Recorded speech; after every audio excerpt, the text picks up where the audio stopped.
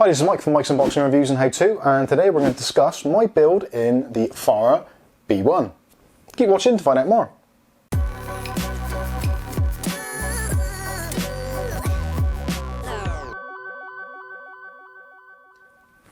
Okay, so today's video we're going to take a look at my build and my thoughts on the FARA B1 from Silverstone. Now this is a case we reviewed a little while back, which you can check out from the card up here.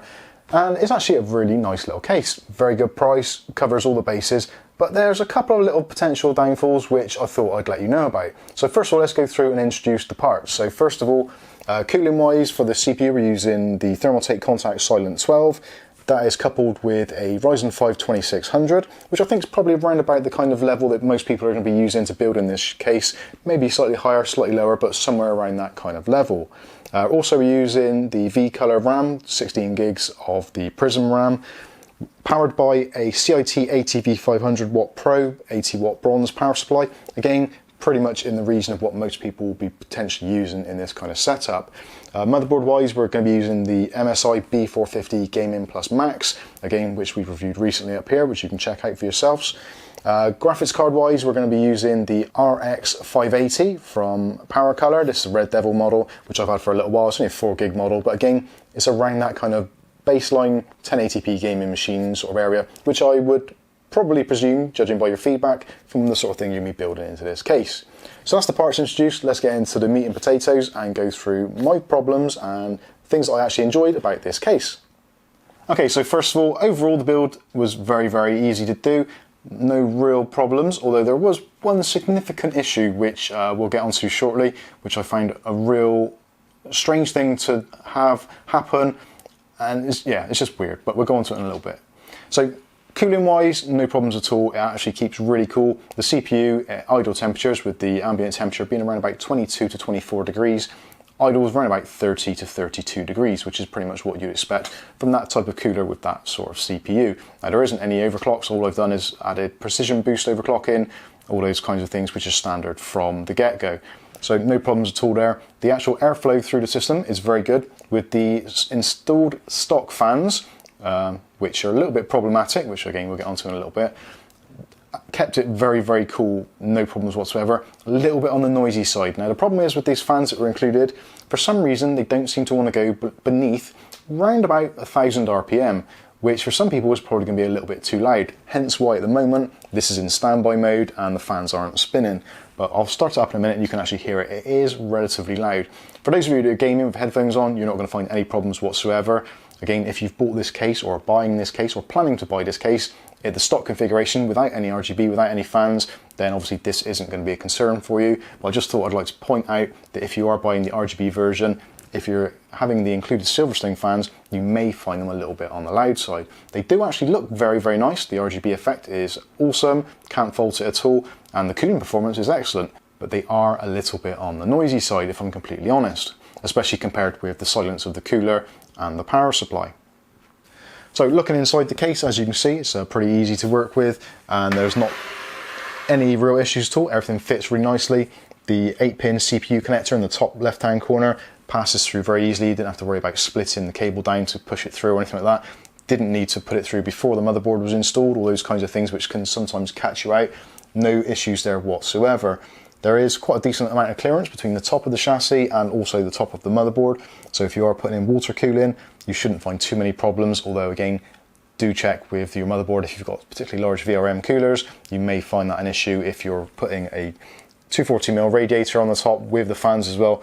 You may find a few problems there just because of how far the VRM coolers can come out. So I would say realistically, if you are going to be putting a radiator in here, I would definitely mount it at the front to prevent any issues and have your exhaust fans on the top. That for me would be the best situation. I think a radiator on the top, a 240 with the extra fans might be a little bit close for comfort for some users. Looking at the cable management, no issues here whatsoever. This is a regular size ATX board, so no issues there whatsoever. Got the cables through. Would have been nice to have some rubberized grommets there just to tidy things up a little bit, but essentially I think it looks absolutely fine. And again, if you are installing a radiator in this front section with fans on there, you're not going to have any issues with clearance or tolerance or anything like that at all. No problems there. The PCI Express slots, some of them are the folding ones on the back, which was a little bit of a problem. Obviously, ideally you want to take those out before you put the board in, but there is clearance there, so as long as you're careful, you shouldn't damage any components on your motherboard. The top 2 slots on the PCI Express were removable type, but unfortunately, due to the layout of this particular motherboard, I had to use the second one down and one of the non-kind of replaceable ones, the ones that you just fold out. So again, that's more down to the motherboard rather than the case itself. So again, no real issues there, just a little bit of a pain that they're not all those replaceable or removable PCI Express brackets. My biggest concern with this is actually in the basement. So the basement area is where the power supply is held, but as we saw in the review video, there's some cutouts on that basement section to pass through your cables for either the fans or for your HD audio connector. Now the eagle-eyed amongst you will have already noticed that where the HD audio connector is coming through, it's actually coming through from the cutout towards the middle. Now the reason for this is a really odd one, and I still don't understand quite how this has managed to slip through. But when you've actually got a power supply installed in there, this is a regular sized ATX power supply. There's nothing unusual about it. It is a completely regular size. But with the power supply actually installed, there's no physical way of passing through those connectors to the HD audio. The cables are too fat. There's a very, very tight tolerance between the top of the basement and the power supply itself. So you can't pass through the cables. Now I did actually, when I first started doing the build, I passed through all the cables for the HD audio, USB, all that kind of stuff. And I was doing the build and I went to put the power supply in, it's like, this will not physically fit. So I had to remove the USB 3 connector and the HD audio connector and one of the USB ones, just so I could get the power supply in, and then I had to worry about routing the cables through after, which wasn't particularly easy. And even using the middle section cut out at the bottom, it was still a little bit fiddly to get that USB 3 connector through without it interfering with the power supply. Now again, if you have a slightly longer power supply, you're not going to be able to use that section at all, and you'll have to route all your cables from this front port, which isn't ideal. It's not a deal breaker, I don't personally think, but it is just a slight annoyance. A couple of extra millimeters clearance between the basement and the power supply would have been perfect.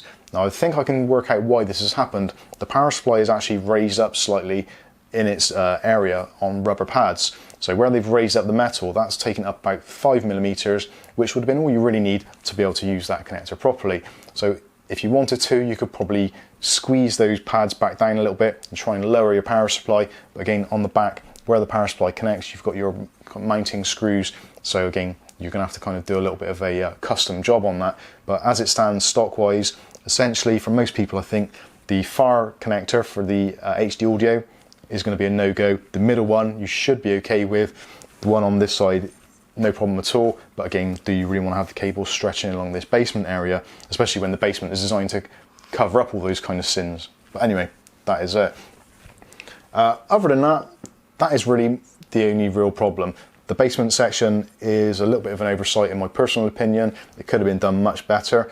The fans, whether or not it's because I've got a review sample and the fans aren't using the RPM section correctly, they did sort of differ between about 1000 RPM and about 1400 RPM for different levels, so they will actually get faster and louder. And I'll actually turn it on now so you can actually hear what it's like. It is quite loud. Now obviously I'm wearing a lav mic, which is here, and the front fan is here, so you can probably pick that up. There is quite an airflow going through there. It's certainly much louder than what the system was with just the CPU cooler and the graphics card going. But on the flip side of that, you do get some fantastic airflow. The front section here, this grilled mesh, actually does let a surprising amount of air through. I was pleasantly surprised how cool things were actually kept. I think the optimum solution for this would be SFX power supply possibly, but then that's going to increase costs, or maybe try and get a slightly smaller power supply. Then you shouldn't have any issues with the cable management on the bottom.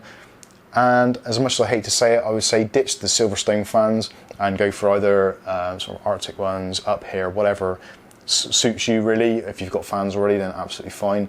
But that really is my only sort of criticism fan-wise. Not the best choice for noise, but certainly they look fantastic. I really think they look really, really good.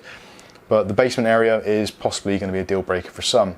So anyway, other than that, still a fantastic case. It looks great. It's very small, compact, excellent price. Tempered glass is really nice. Obviously I haven't got that on there at the moment because it's reflective as hell and it looks terrible on camera. But yeah, the tempered glass is great. The case itself is great. That basement section should have been looked at a little bit better in my personal opinion. Anyway, so there you go, that's an update on my build and my thoughts on the FARA B1 RGB case from Silverstone. Hopefully this video has been useful to you. If it has, give the video a thumbs up and don't forget to click on subscribe and the bell icon and you'll be notified of all future video releases. So that's it, I'm going to sign off. I've been Mike, this is Mike's Unboxing Reviews and How To, and hopefully we'll catch you in the very next video. Thanks for watching.